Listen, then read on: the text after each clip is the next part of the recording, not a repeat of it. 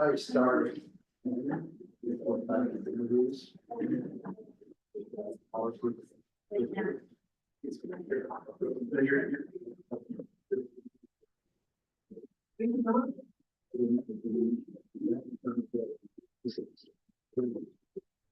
That, exactly.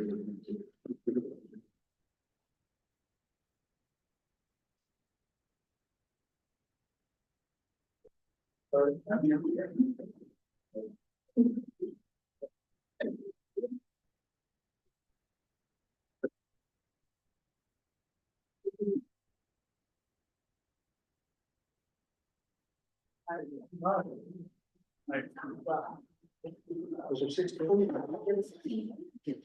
Yeah, I think that's what they were on this is.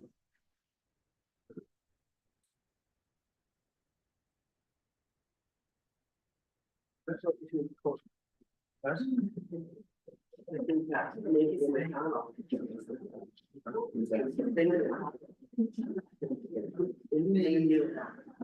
She's showing me up. Yeah.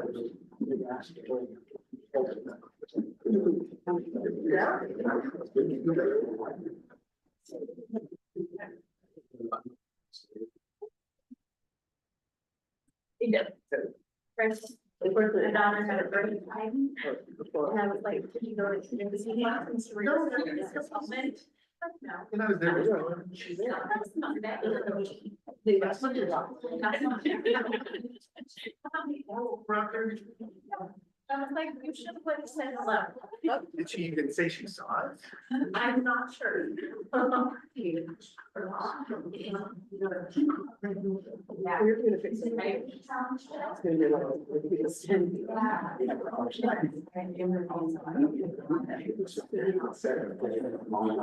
Yeah. Oh, exactly. These are-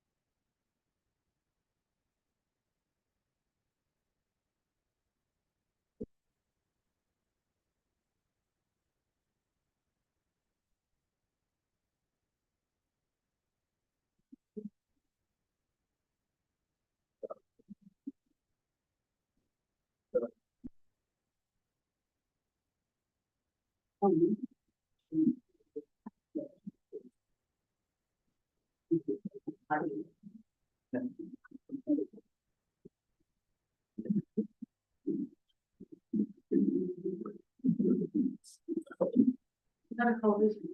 Yeah.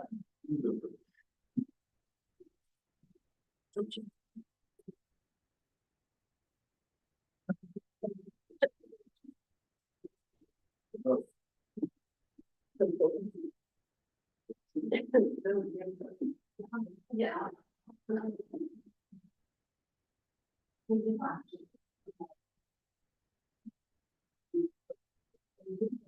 One of the rotating line wasn't. Oh, yeah, that's.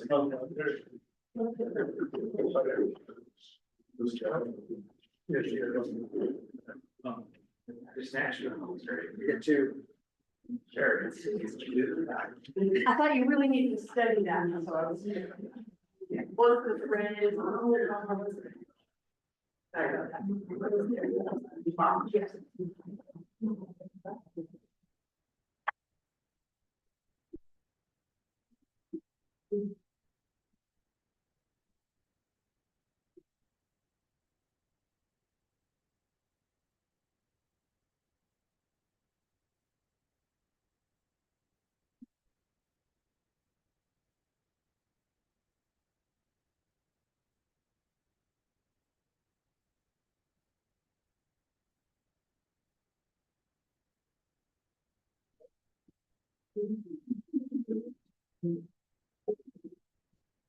Like, yeah, all right, I'm gonna call order this session of the Oakville School Board of Directors. For the May 5th, 2025 board meeting, we'll start with pledge of allegiance.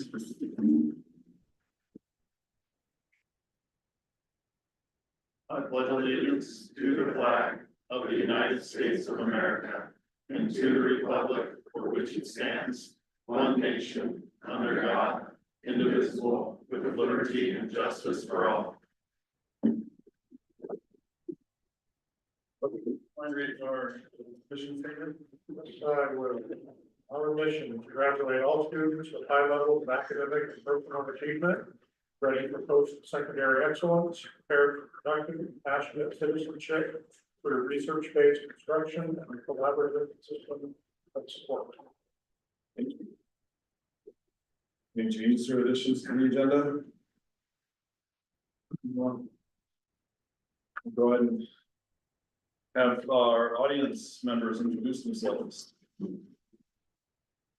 Lori Monteith, Brandon Rothfield, Alan Robbins, Jessica Reed, Jesse Davis, Liz Thomas, Brooke Quinones, Jennifer Fisher, Stephanie Black, Molly Powell, Alana Thomas, Lori Griffiths, Carrie Rankin,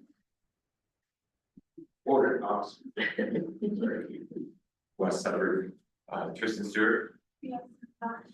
Rich Street snack. Thank you very much. Welcome, everybody. Go ahead, and move to 4.0 presentation recognition, 4.1 student of the month, most important.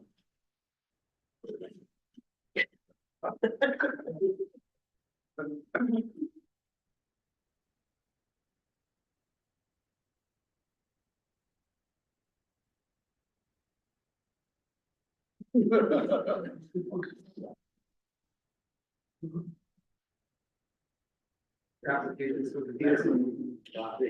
Anybody got the Jeopardy?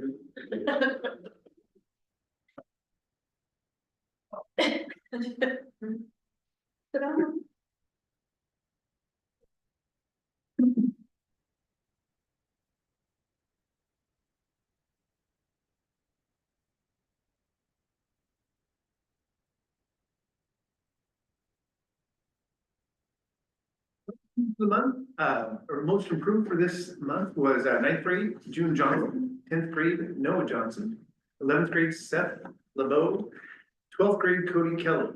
And then student of the month for this month was Colton Carey, 9th grade, in 10th grade, Greta Gramzo, 11th grade, Skylar Anderson, and in 12th grade, Katie Dunn. Thank you. Congratulations to those students.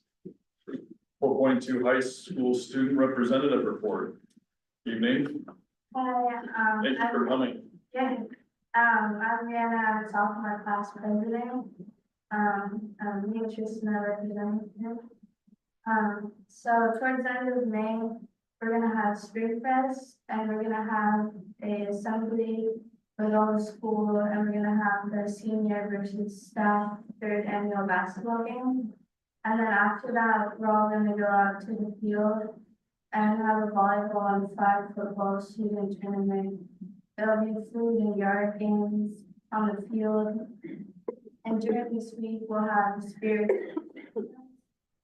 And we'll also have festival and dance on that side of the information. Tristan Stewart, sophomore treasurer. We just finished our door signs for Teacher Appreciation Week, and we are continuing with Billy highlights. We say sports and music and people's birthdays. Oh, newsletter.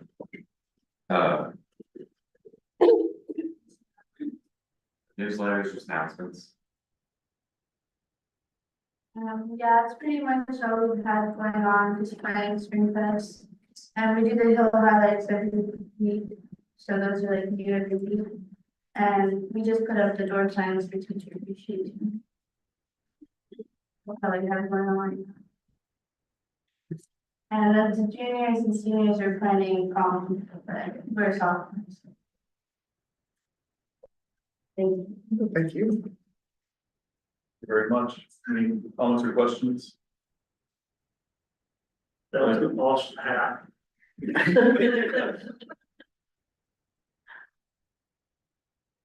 Really appreciate you guys coming and letting us know what's going on. It's great to have students attend these meetings. You guys are welcome to observe, but we know you're super busy and not required to stick around. Thanks again for coming. Right, moving to 5.0 budget orientation.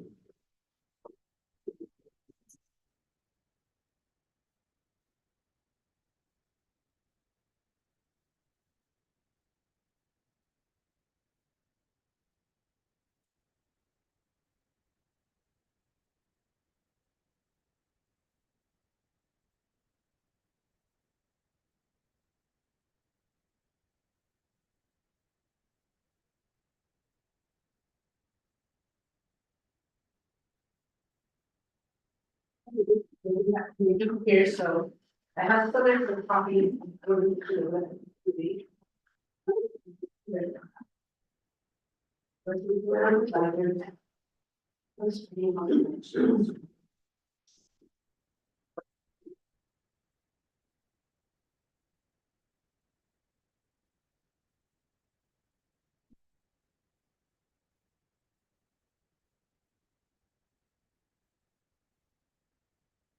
All right, well, I'd just like to thank you guys for being interested and involved and giving your time to this budget process.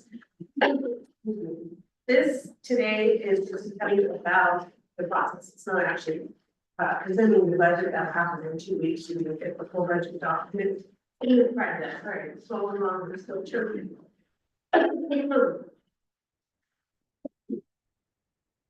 So the purpose of the budget is to present the financial plan, estimating expenditures and revenues for a fiscal year. It creates the authority to spend public money and provides certification of property taxes to the county assessor. School district finances are distinguished from many others as the adopted budget authorizes the district to legally spend money and levy taxes.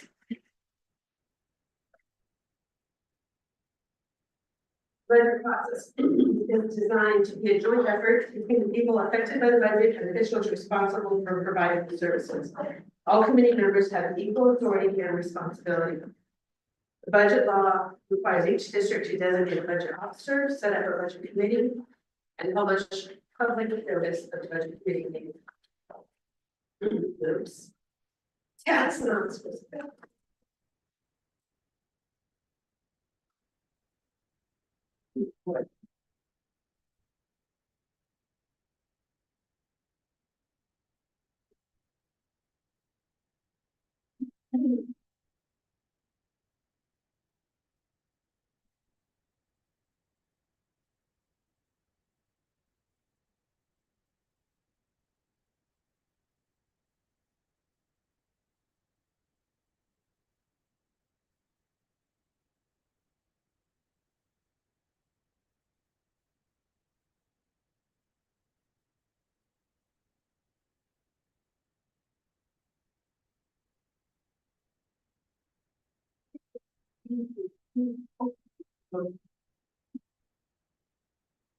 Okay, sorry. Budget committees representing the public in reviewing and questioning the budget. There'll be an opportunity for community members to address both the budget committee and the board before the budget is finalized. The responsibility is receive the superintendent's budget message and review the proposed budget. Hear and consider public comment, discuss and make changes to the proposed budget as needed, approve the budget, approve the amount of taxes to be certified by the county assessor, and forward the approved budget to the school board for additional public hearing and adoption. Budget committee requirements. All meetings are subject to public meeting laws. All budget discussions must be held in public meetings. A quorum, which is 6 for us, must be present to conduct business. Majority vote is required to take action. The budget committee may request and receive additional information from district staff. Any member of the public may speak. budget committee and may establish time limits and other policies for the public comment period.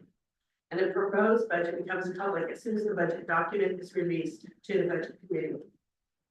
It's important to remember that all budget committee meetings are subject to the requirements of public meeting laws, which means the process must be totally transparent to the public. Consequently, all discussions must be held in public.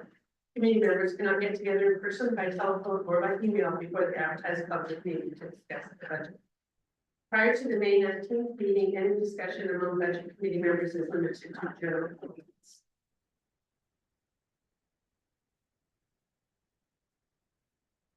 This is our calendar. May 4th, published notice of the budget committee meeting that will be published on the website and in the register. May 19th is our first budget committee meeting. We'll elect officers, receive the budget message, review the proposed budget, and hear public comment. June 2nd is the second budget committee meeting. We can approve the budget, set the date for the public hearing. If we're not satisfied at that point, we can add an additional meeting on June 9th. We do need to publish the notice of the budget hearing if it has been approved. And then on June 16th, we'll have a public hearing on the approved budget and the board adoption of the budget. June 30th is our final date for board adoption.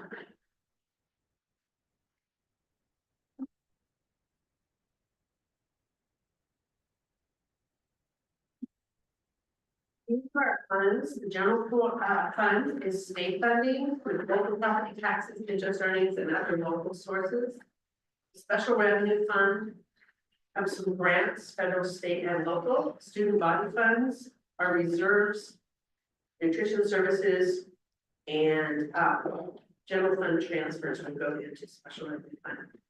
The debt service fund is funded by local property taxes and pays for our bond.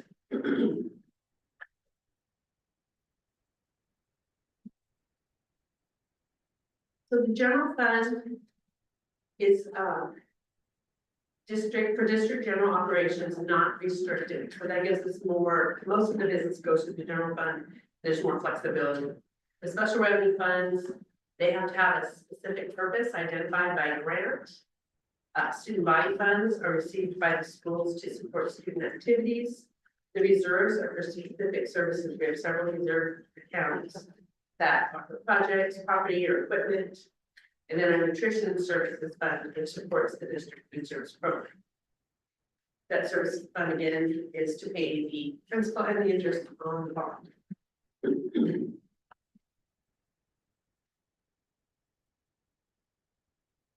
The state school fund is distributed through a formula developed to provide equal funding to all districts. It's allocated on a per student basis with extra weighting for certain special needs. The 25-27 state school grant is estimated to be $11.359 billion. It has not yet been finalized, but that's the expectation at this point. We're going into the first year of the biennium, so the funds will be distributed in a 49-51 ratio, and that's intended to keep up with raising the increase of expenses in the second year of the budget.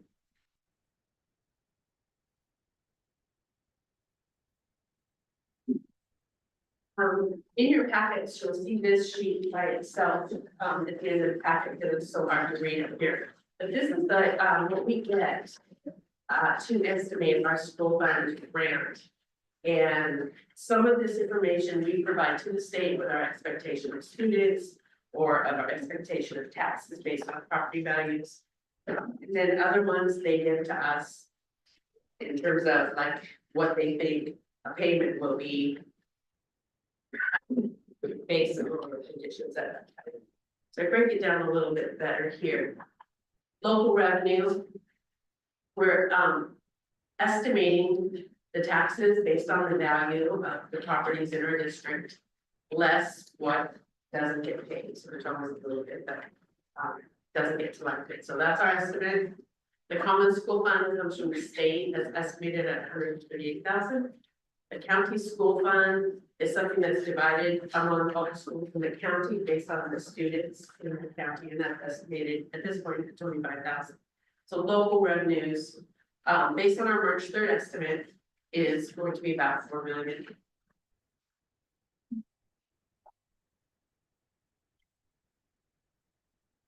state school formula is affected by an experience adjustment. The state takes what our district's average teacher experience is, which at this point they say is 11.55 years. The state average teacher experience is 12.09 years. So we get an adjustment, assuming that if the teachers are less experienced, they will be paid less. And so they take a 0.54 adjustment off of our state school.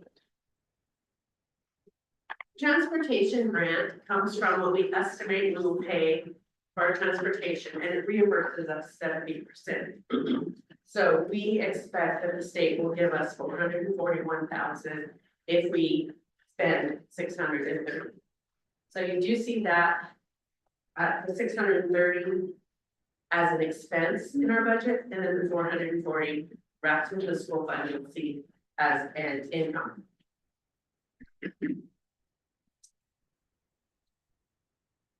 We are reimbursed at 70%. There's no expectation that we would ever change from that. I mean, most schools in the state are at 70%.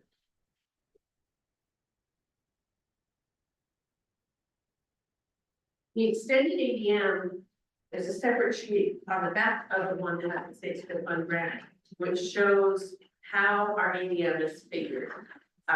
ADMR is called the, well, okay, that's how many students are attending.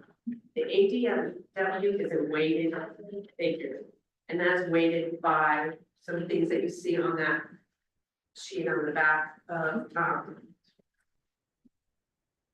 different conditions, like if they're on an IEP, they know it costs a little bit more, and there's an additional teacher or staff involved, so they weight that up. There's other things in there, children in foster care. So the estimated weighting for 25-26 is 1,127.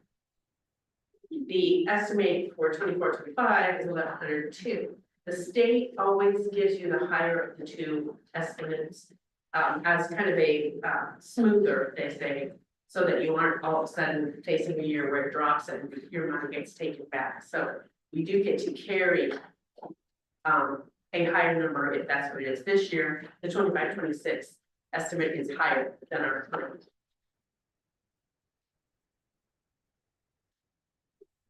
Number purpose grant is how they come up with the dollars that we get. So they take our rated ADM, and then there's this strange 4,500 plus $25, and then they multiply that times our experience adjustment, so that's going to drop just a little bit for us. And then the funding ratio. The funding ratio is that number with the 9 digits behind the dot there, given the decimal, which is how the state divides their total funding. And that number will change monthly over the next 3 years. And we will get adjusted based on what their new estimates are. But currently, if we take the 1127, we multiply it by the 4486, which is our funding, our experience adjustment. And then with the funding, it looks like the state will allot $12 million to our school next year. They will remove out of that the taxes that we collect. So the total formula revenue is the general purpose grant plus the transportation grant. And that is the net transportation grant. So it should be 12,900,000. And the 24-25 was 8,942,000. That is an error, and I'm sorry, that's a 25-26 once the local revenues are removed out. So 8,942 is what we expect the state to give us. Take a look.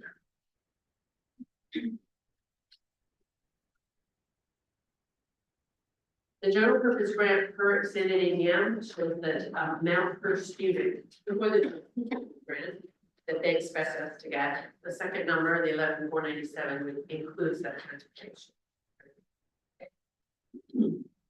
This is the student count and how they figure the ADM and the ADMW. So that first number, next to ADM, that's actual number of students that we anticipate in 25-26. It's compared to the number that are, that we've been submitting to quarterly reports to the state. So the 24-25 is being adjusted every quarter.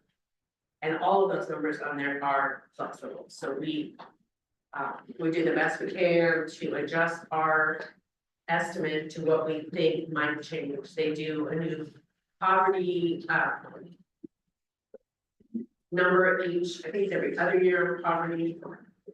There's other things that we get, the small high school, grant we get is based on having, if we're eligible for it, we have under 350 students in our high school. And then depending on how close we get to 350, it goes lower as we get closer to 350. It's kind of meant to help smaller high schools that don't have the benefit of volume, basically.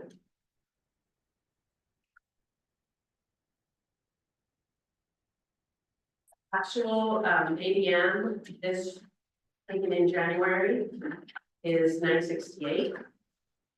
We are anticipating 962 for next year, so that's rolling over the grades. Estimating a kindergarten class, and then allowing for a portion of the inter-district transfers. That's what we will, that number is what we will base our budget on. There are other fundings that we receive. We have a small high school adjustment, which was on the ADMW sheet. We have a high school grant, which is similarly figured, but it comes in into it. So we expect to get about 56,000 in 25-26 for the small high school. The high cost disability grant is we can apply for reimbursement for anything over $30,000 spent on an individual student.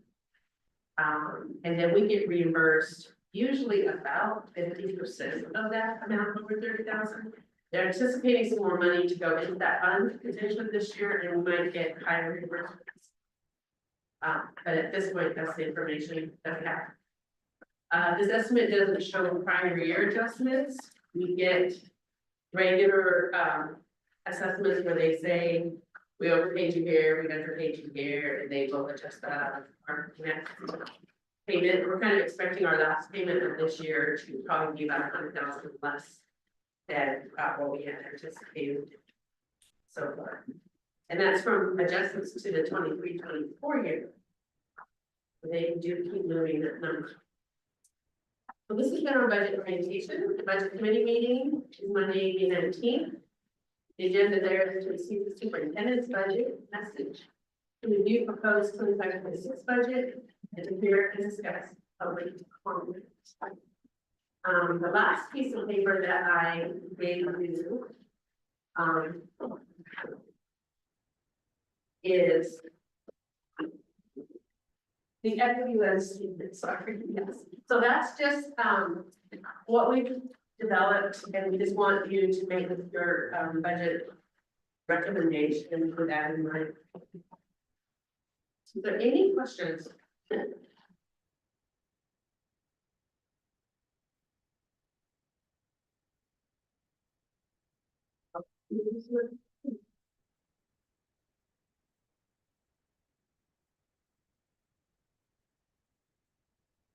Sherry.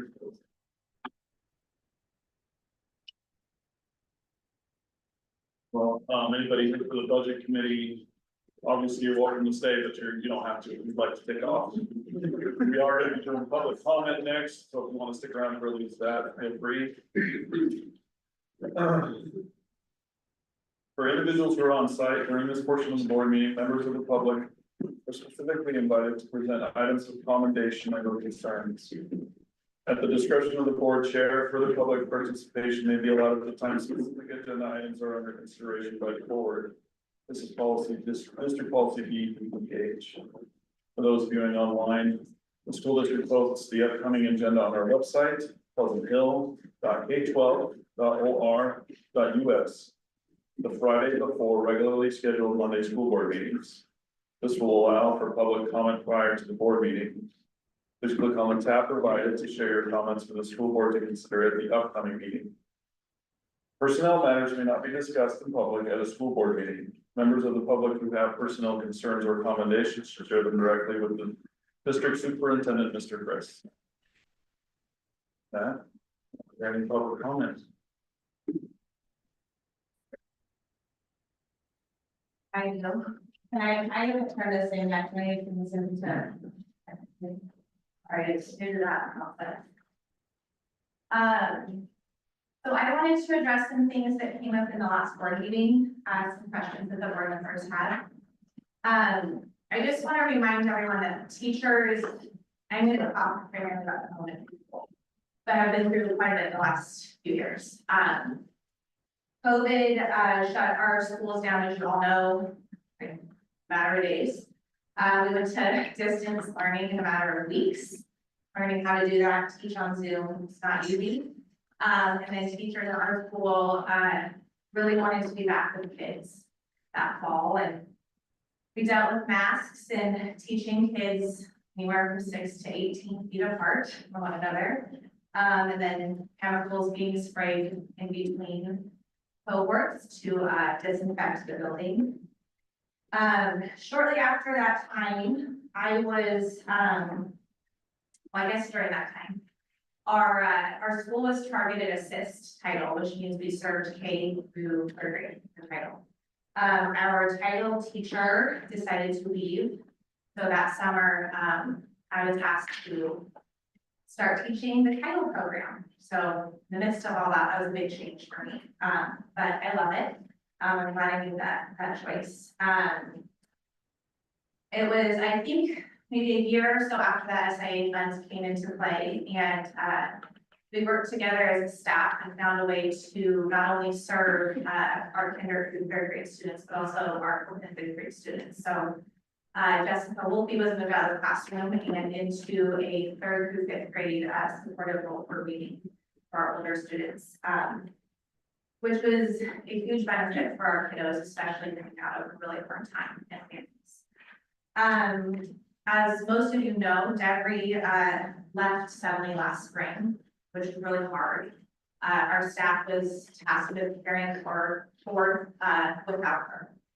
And that was hard. And we still feel her absence and miss her greatly, but we understand, what she needs to do with her family. So I think it's important to recognize that this staff has been through a lot of change, but we also open change or, open our hearts to change and realize that in this business, that's what has to happen. Honestly, every year since I taught title, things have changed drastically for me. And that's okay. Recent decisions have been made that have led to what I feel is reasonable questioning from staff and community members, especially with all that we've been through in the past 2 years. We were first told the reallocation of FTE with our 3rd through 5th grade reading support position was due to low enrollment, which makes sense. Oftentimes that has happened in schools.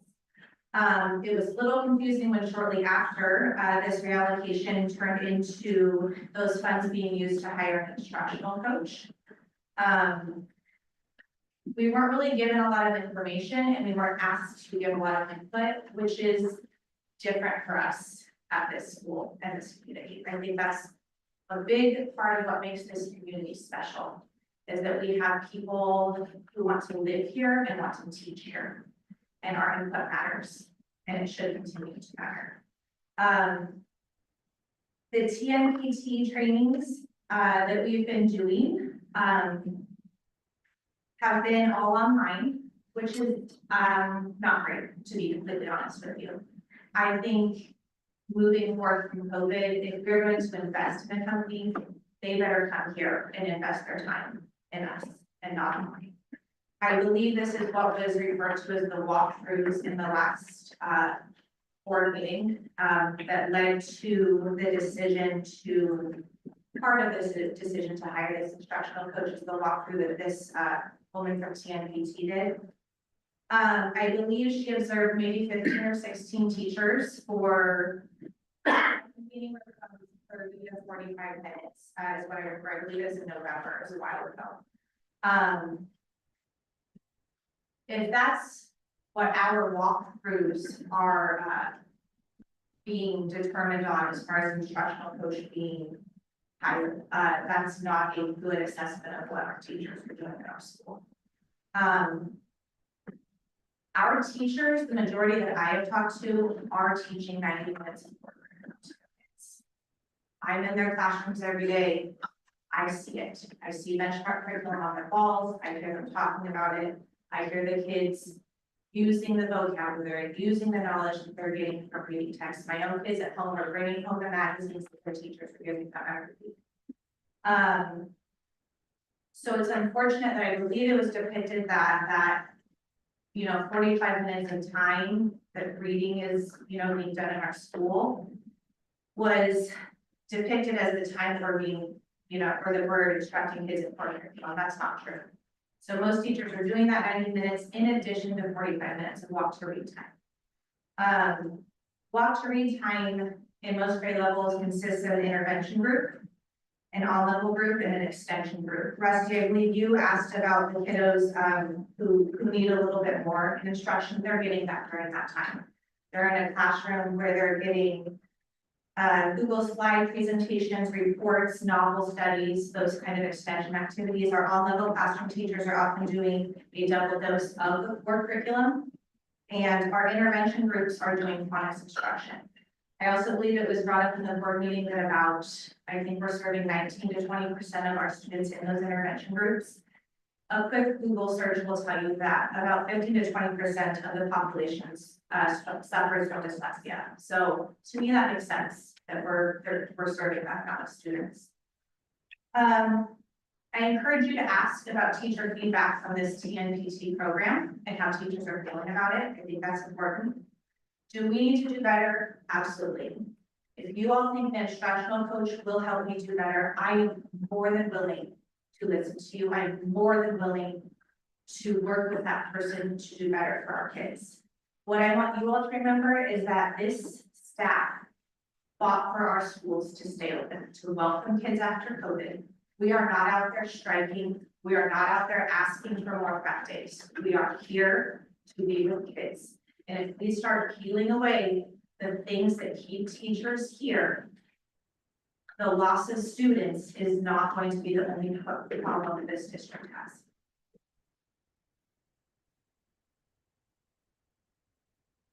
Thank you very much. Any further public comment? I listened to the board meeting and it was kind of hard to hear, so I'm not sure that I understood correctly. But they're talking about the additional administrator coming in was gonna be K through 8 working with teachers. And that they were gonna give like 10, 12 teachers to work with at a time. And then any more than that was gonna be too difficult or too many, which I agree with, but that brings me to a point of, what about the teachers that are teaching the kids? When you're adding more than those 10 to 12 kids per group. And those are children that are trying to learn, not adults who, yes, we can all learn, we can all grow. But where's that difference coming from? Are we supposed to be working on the kids and the kids' growth more than what the teachers? If there's a teacher that's having individual priority issues or anything like that, should that be an individual coaching by the administration that is currently here? Not by someone else coming in and trying to overhaul the program that's been working in place?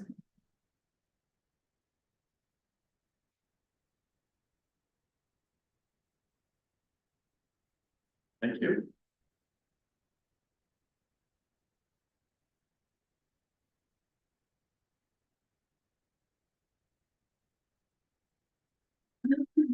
Comment. It's not really about this. I'm pretty sure my resignation is up for you guys to talk about today, so.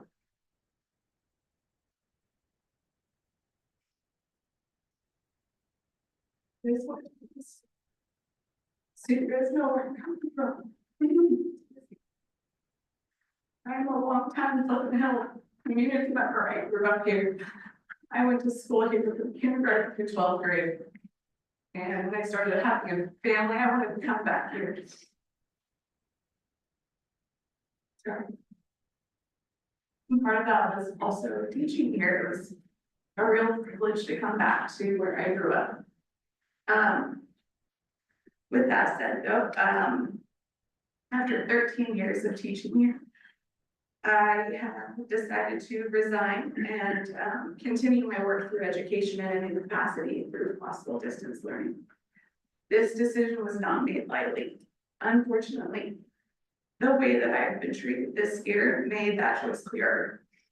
With the shift in FTE, described as a real rare opportunity, my position was ultimately eliminated.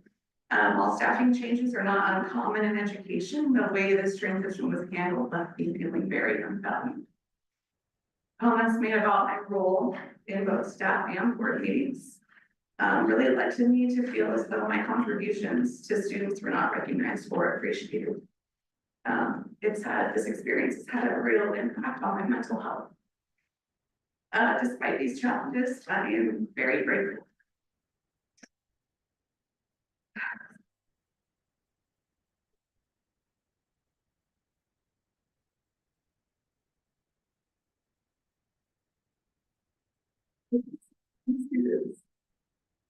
I believe this change will be a positive step for me personally. And I will continue to live in Pleasant Hill. You guys can't get rid of me entirely. And I remain committed to supporting this community in other ways because I really, truly do love this community and I really do care. Thank you. Thank you very much, and thank you for your service here at the school district. That's, Thank you. that's. She was one of my daughter's teachers and. Praises the Lord for her, so to hear that she's leaving because of this is.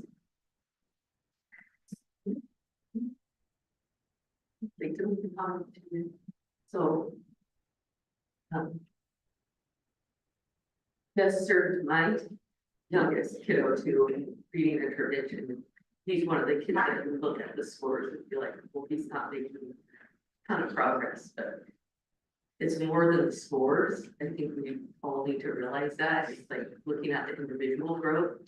And while he might have not done good on the state testing, if you look at his individual growth, he's got so much confidence and he's a great reader. And he needed that boost and he needed that support to do well and to be successful. So I am so appreciative of our reading specialists. I'm also appreciative of this district and that we work with the kids first. I'm sorry, did you mind stating your name just for the record? I'm the elementary school counselor.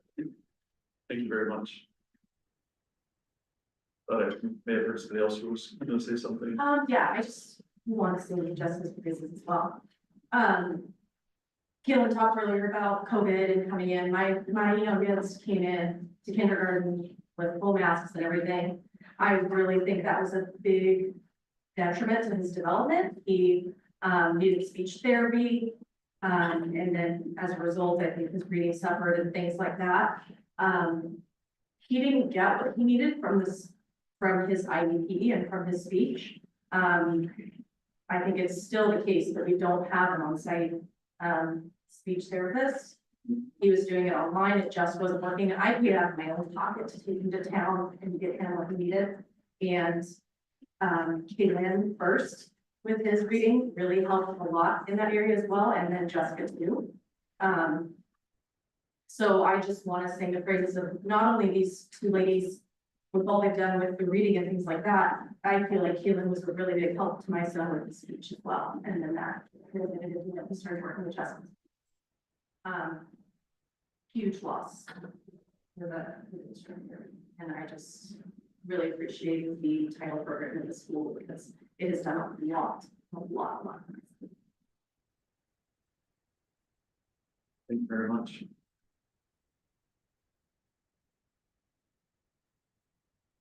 I wanted to speak and say, so I'm a teacher here and I live in the community, I'm a taxpayer.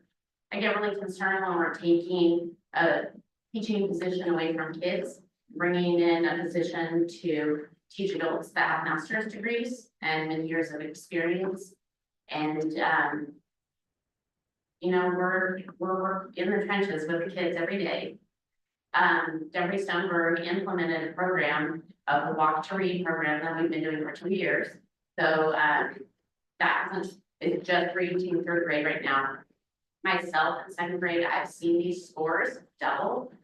Just this year, I had a kid come in reading, 4 words per minute, and it's at 70 words per minute, which is an incredible growth.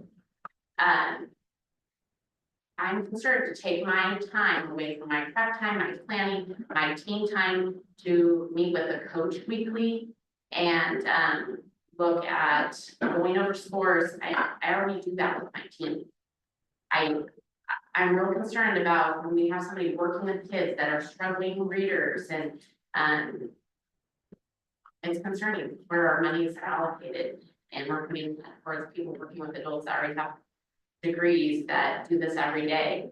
I'm wondering who we are going to hire that has the experience, the years that I've put into my curriculum and all the different trainings I've had on all the different programs to use to help the kids that are struggling. So, and when I meet with my colleagues that have 10 to 20 years experience, and I'm asking their advice, and we're meeting weekly, monthly, and pouring over these kids and knowing that they're going through a divorce, they have ADHD, they had a bad day that day and had a bad test day. How is your coach gonna know what I know, what my colleagues know to see that? That's what I get concerned about. So I just want to give you a little picture of what I'm thinking when I'm in the classroom and I see my colleague being moved and ripped out of that position, working with kids, because I don't want to go to another meeting. I want to work with kids. If you look at what I do every day, I'm trying to spend more time with kids. I'm taking that time after school to work with kids because I know that's what they need. And the test scores need to improve. I get that. A lot of the test scores are because these are COVID kids still. They've been affected by families and COVID that affected them financially, mentally, and I see it every day. And I'm concerned as a teacher, as a community member. I want my money, my tax money going and being allocated in the right places that are helping kids.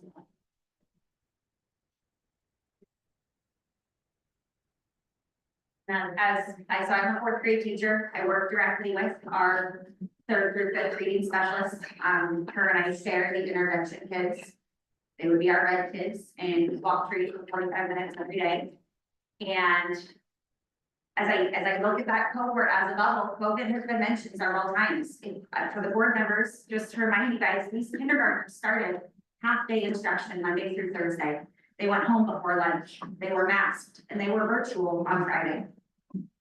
For a whole year, their entire kindergarten year. That is an instrumental year to have instruction be limited. And then in 1st grade the following year, masked for a portion of the year, not the whole year. We would have to take those off mid-year in April.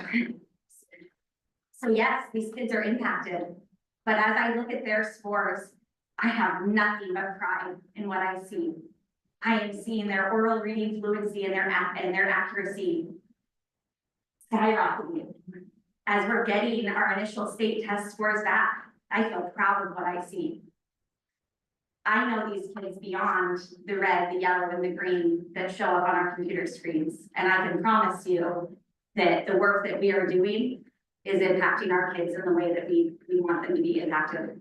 I have kids every year that are my red kids, my slowest oral reading fluency kids, some of my highest state test scores. But when we're just simply looking at them based off of one piece, I just feel it doesn't give you a number. And I feel a huge part of our success is the way we prioritize student contact and putting our teachers with experience in front of kids.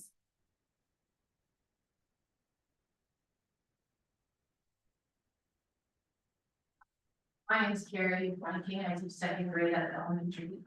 I just wanted to follow up on your board meeting from 2 weeks ago. Near the end, some of you were proposing a transition period between hiring this coach and then possibility of keeping the 2 reading specialists. And I was bringing the board could possibly add to their budget proposal. Uh, causing that transition. Because just from my experience, we've talked about the coaching position, like all the roles that they're gonna have. And I'm still confused on exactly what they're gonna do. Like how you were talking about in K through 8, I've heard that they're gonna come in and tell us. How we should manage our kids, how we should teach 490. I've heard that they might possibly work with small groups, just lots of different roles. So I think it would be really wise to have a transition period. So that our kids are still being served and that we can actually see what this coaching position would look like in the next 2 years.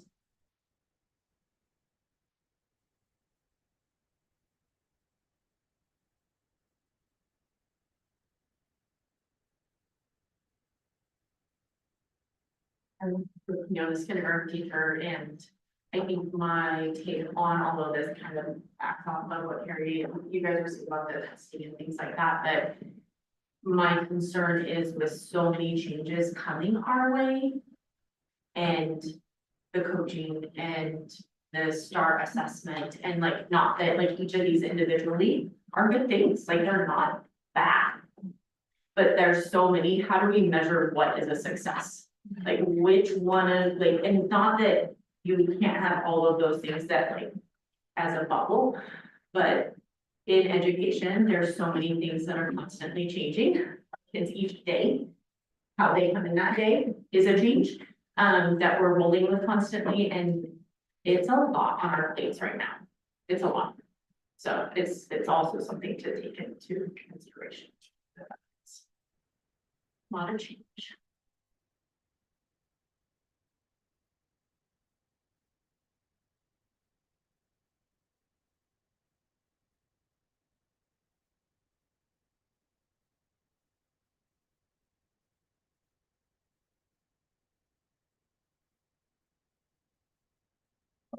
Anybody else before I move on? Thank you very much. Going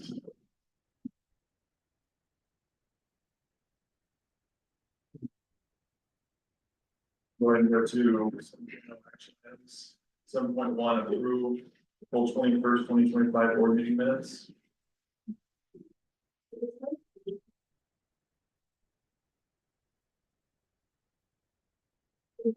Any questions? Your motions? Move to approve the April 21st, 2025 board meeting minutes exhibit 2425.227. Second. Moving to second, any further discussion?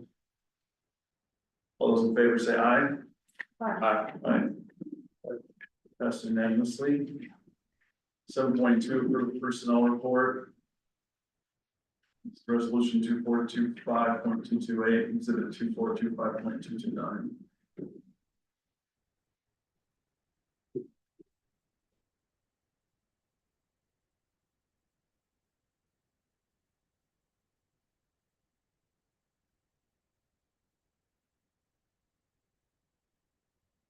Move approval of the personnel report.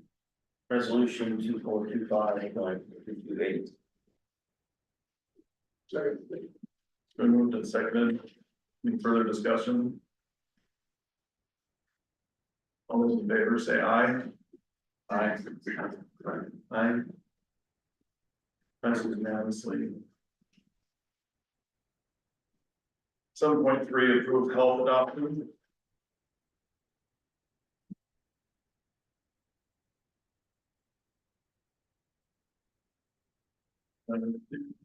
Any other questions or concerns there on the motions?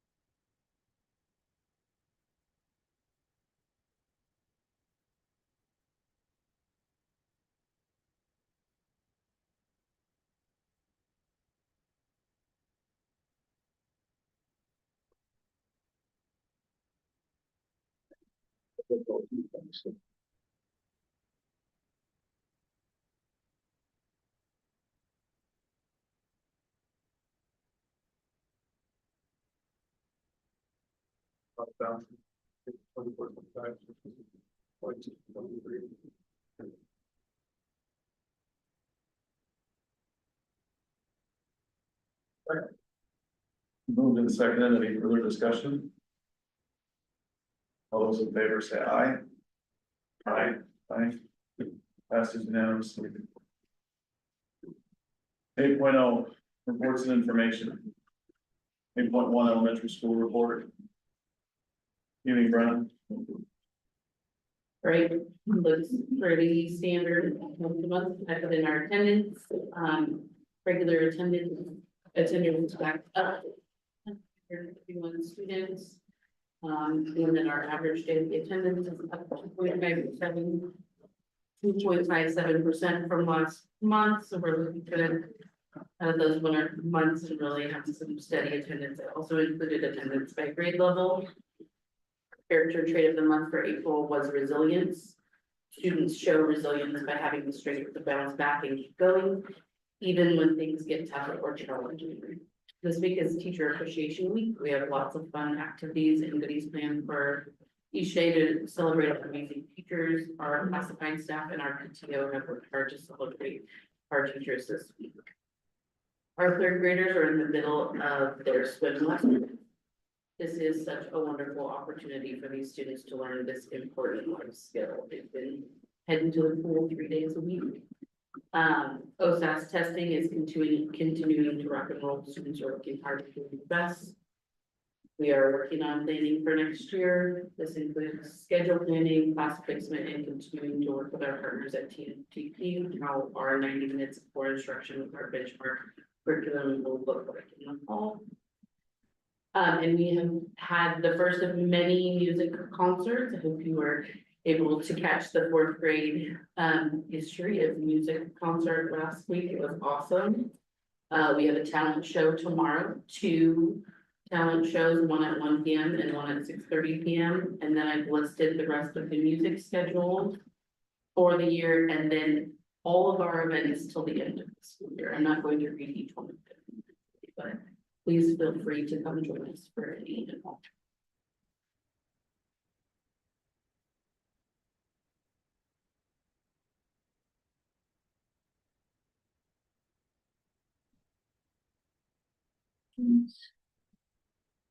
Comments for Brenna? Very much. 6.2 middle school report.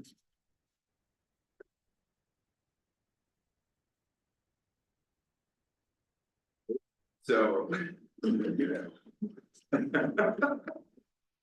continued our partnership with TNTP. They came back for their second round of classroom learning walks with a focus on research-aligned literacy practices. A couple of key takeaways from that was just the continued need to support our teachers in clearly identifying what students should learn, how we're going to measure that learning, and how to respond when students excel or need help. It also highlighted the critical need for a guaranteed and viable curriculum that ensures all students have access to essential learning. We also celebrated our students with a Star Student Social on May 1st. To qualify, students needed to be on time, prepared, and ready to learn 95% of the time. 90% of our students made that mark, so that was cool. Professional development remains a priority. In late April, our 6th and 7th grade social studies teachers spent the day collaborating with Learning SDE to align our curriculum with the updated social literacy standards and the 10 essential disciplinary practices. Looking ahead, we'll do similar work with our English language arts team on May 23rd. We're also excited to pilot the Start Reading and Math assessment tools through Renaissance. Our 6th grade math and ELA teachers have begun exploring the system and are optimistic about what the insight will bring to student learning from that assessment. May is OSAS testing month. These assessments provide critical data, not only on how well students are learning, but also on whether we're equitably supporting all student groups. This information directly informs our decisions about resources and future education priorities. In terms of academic growth, our recent DIBELS benchmark tells a meaningful story with updated data. In total, 216 students participated in our spring universal screening, an essential part of our tracking. for growth and adjusting our strategies moving forward across the school. We've seen a 10% increase in students needing core support, at the same time students needing strategic support dropped by 11%. We're closely monitoring our attendance in April. 6th and 8th grade saw modest gains in regular attendance, while 7th grade held steady. We're still below our ideal goals, but the upward trend is positive. Coming up next Friday, we have our next middle school dance, with the theme being Boots, Scoot, and Boogie. Any questions?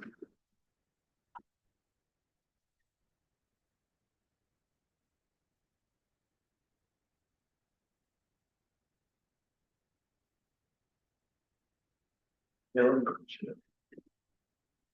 8.3 high school report, maybe Chris. Okay. Our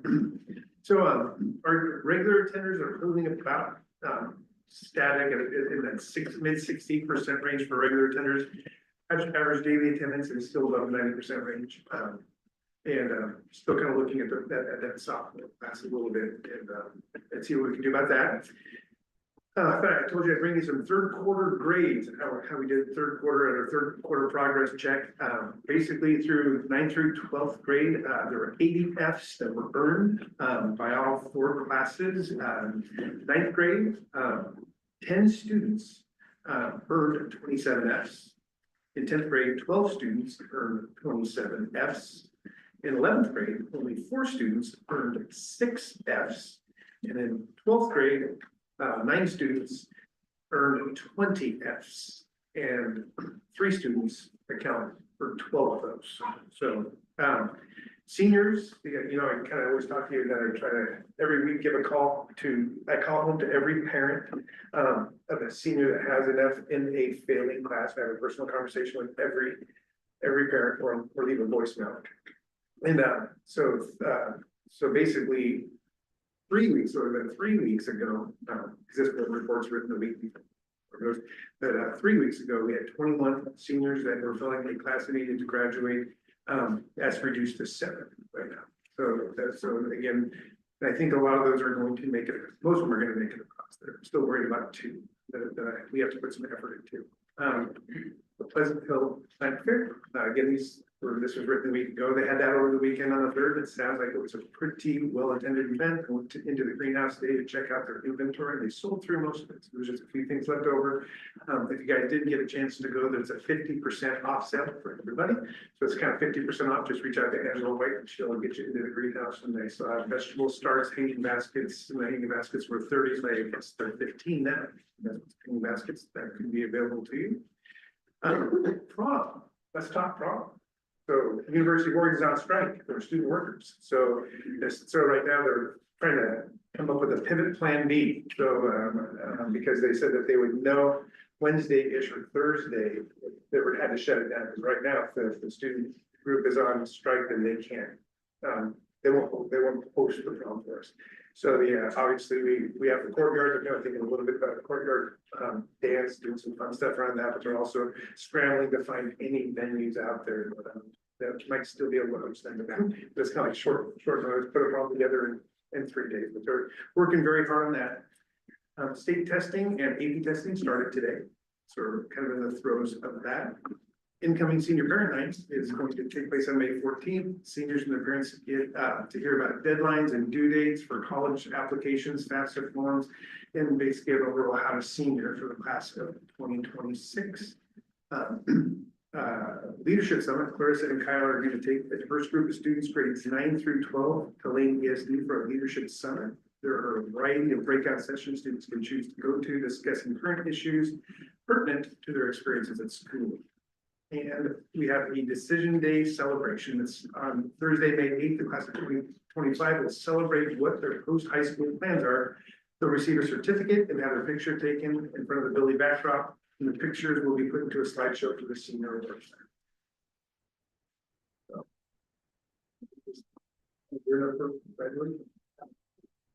So let's get through prom. And then we're going to do it. You have enough chaperones for the prom yet? Never have enough chaperones, guys. Anybody available? Chaperones for prom? think my daughter threatened to disown me if I volunteered. How sweet that I don't know if we can enough.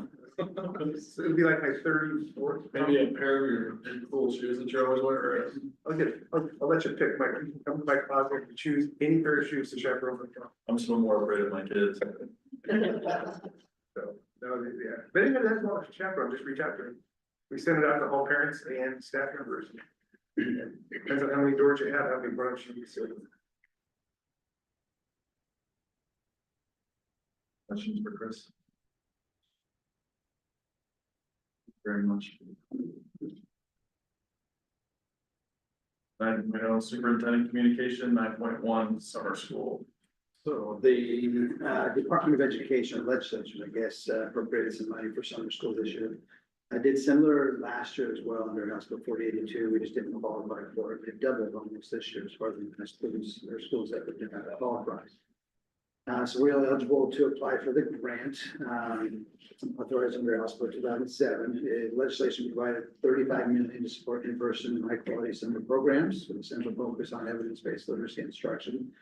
It builds upon the grant of the House bill that authorized summer learning last year. We anticipate receiving approximately 145,000 in grant funding for Pleasantville School District. We are currently assessing staff interests at this time to determine our ability to run the program internally. If we don't have enough interest internally, then we'll look at designing the implementing program using outside resources. Regardless of the staffing model, the program need to meet the following grant requirements. So there needs to be a minimum of 80 hours of continuous in-person summer programming. And that needs to be a single cohort as well. So the state won't let you break it up into cohorts. So it's a minimum of 80 hours for all students that are chosen for the program. Strong emphasis on literacy with instruction aligned to Oregon's English language arts and grounded in the science of reading. Integration of youth development and social emotional support to project-based and hands-on learning, culturally responsive family engagement and outreach strategies. Partnership with at least one community organization. NESD is an example of an organization. Regular student attendance and tracking of measurable academic growth, and then alignment with broader district efforts to support academic recovery. It can be used for credit attainment at the high school and in school transitions. Like most things that happen with the Department of Ed at times with our legislation, the application is really fast. And so we actually have to submit our interest on May 11th, and will get us through the rest of the month of May to actually put in a more detailed schedule and program. The partnership letter is fairly easy. Maybe it is a really good outside your community organization to deal with that. And then the summer learning opportunity directly supports our district's multi-tier systems support implementation and extended learning efforts, helps us build a stronger foundation in our literacy, and to provide enrichment engagement for students over the summer. There's still a lot more to come. We just found out about this last week. So we'll provide further updates as we get further into the program. We end up having a contract with somebody. How does that work? I have a group that I'm going to meet with this week. And there are outside organizations that provide this sort of support. It's a matter of the staffing as well as these. We've had real good interest from, I'm not sure right now, I think it's been eight show interest, licensed staff members. I think just a couple of the middle and highs have shown some interest. They want to know about the schedule. That's usually the biggest question of the summer, is just what does the schedule look like and where to get our staff. A lot of them put that plans already in place. Outside source would be sending a contract with them to come in and provide it. And that would be here on our campus. It needs to be in person, yeah. That's the biggest shift right now. The state is that's enriching. So last year did a lot with just reading supports. This year we want to make sure that it's a fair summer program that looks at arts, physical education, music, as enriching as you can possibly make it. Will it include transportation needed? Yep, we can pay for transportation out of this. They want us to, nutrition side, they want us to first use our benefits as far as the federal lunch program, so whatever we qualify for there. But anything that we would not qualify as far as district expense can be used for this as well. This money. It is a reimbursable grant like most of them, so we spend first and for the reimbursement. we get it back. Different staff that we need. Really depends on the amount of students that we put into the program. And so part of this is we're building it as we go along, as we start determining how many students would like to qualify for the program as well. So we're looking for students that are credit deficient, students that haven't met English language arts standards. And then identifying staffing, $145,000 for an 80-hour program. We do 4 hours a week. Sorry, 4 hours a day over the course, even if we just did 4 days a week, we're looking at about 5 weeks of time. You could probably run a program like this between 6 and 8 licensed and 6 and 8 classified. County nutrition services, if you had somebody coming up with meals and if you did a morning breakfast and snack in the afternoon. Good opportunity for us. And are the students identified, or was it basically if a student wants to come, they can come? If there's room beyond the initial identification, but the state wants to see this money used for catching students up. Will it meet certain criteria? Yeah. Okay.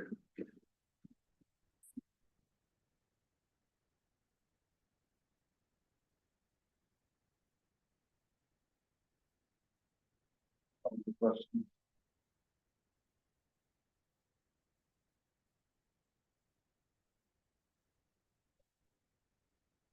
And final board communication? I just want to say that I appreciate all of you coming here tonight and speaking out. I think that most important, valuable asset that the district has in teaching our kids is our teachers and staff, all people involved. I know it's hard to come and speak out sometimes for everyone, but I really appreciate it and I took it to heart. I value your opinion. And it's important to hear from you guys. I want this to be as collaborative a process as possible and always be giving feedback from you. And I hope that you continue to share your feedback with both the board and the admin team as much as possible. And I just want to say that I know I really appreciated all you've done for the district, Jessica. You've been an amazing teacher to my kids and many others through the years. And you were valued in my opinion, so.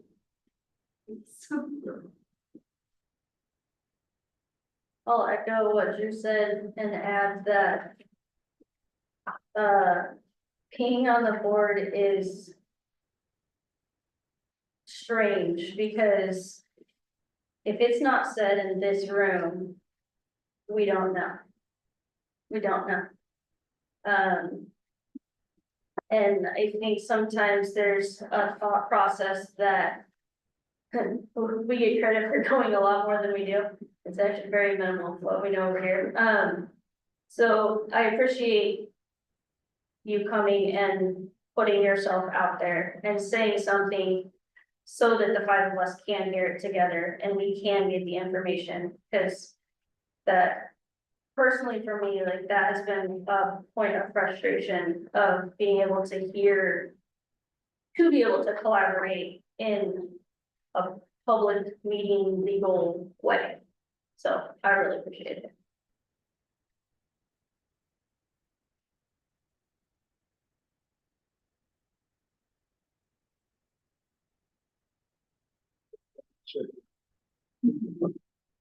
Not exactly know what we'll say or do, so I appreciate your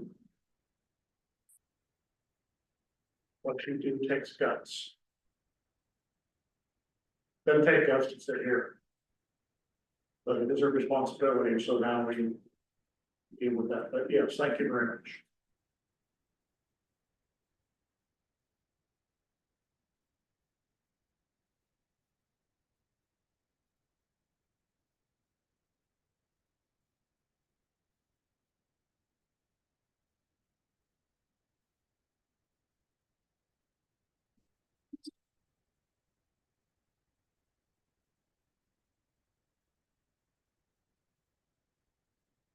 All right, our next board meeting is also the budget meeting, May 19th.